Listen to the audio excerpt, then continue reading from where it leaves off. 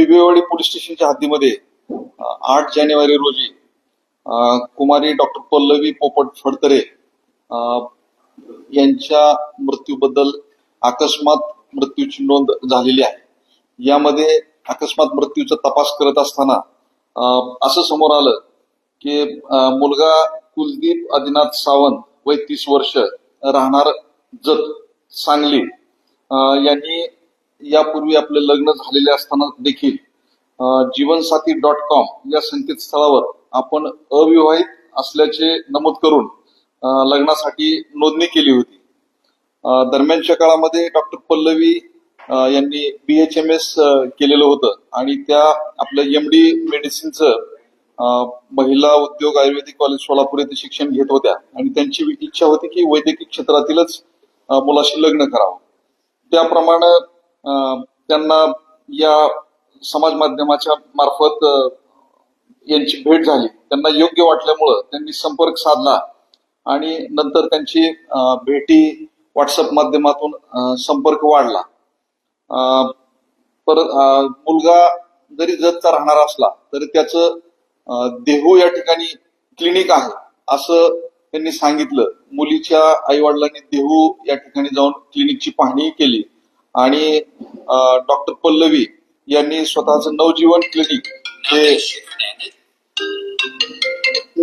Clinic सुरू केलेलं होतं बिबवेवाडीमध्ये.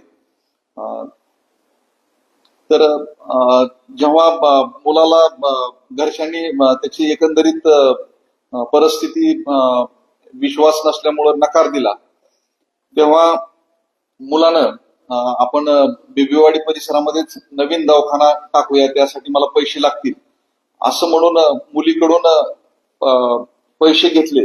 जवळपास 20 लाख रुपये मुलीच्या अकाउंट मधून कुलदीपच्या अकाउंटमध्ये ट्रान्सफर झालेले तपासांती दिसून येत आहेत. आणि जो एकंदरीत तपास झाला त्या साक्षी पुराव्याच्या आधारावरती 18 जानेवारी रोजी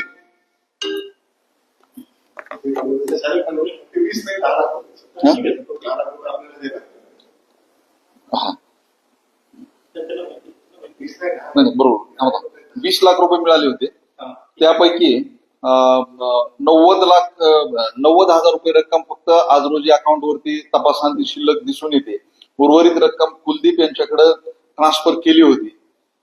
एकंदरीत मुलीच्याही जेव्हा या बाबी लक्षात आल्या की कुलदीपचा ऑलरेडी विवाह झालेला आहे आणि आपली पूर्णपणे फसवणूक झालेली आहे, तेव्हा मानसिक धक्का बसून मानसिक तणावात जाऊन क्लिनिकमध्ये विषारी औषध पिऊन डॉक्टर पल्लवी यांनी आत्महत्या केल्याचं निष्पन्न झालेलं आहे. आणि त्या अनुषंगानं कुलदीप सावंत यांच्यावरती आत्महत्येस प्रवृत्त केलं म्हणून बिबवेवाडी पोलीस स्टेशन या ठिकाणी गुन्हा दाखल असून पुढील तपास चालू आहे.